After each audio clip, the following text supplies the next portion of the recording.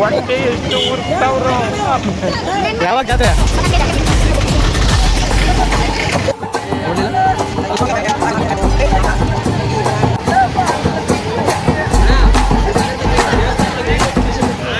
ನೋವು ತಿಂತ ಇದ್ದೀರಿ ಅನ್ನೋದು ನಮ್ಗೆ ಗೊತ್ತಾಡ.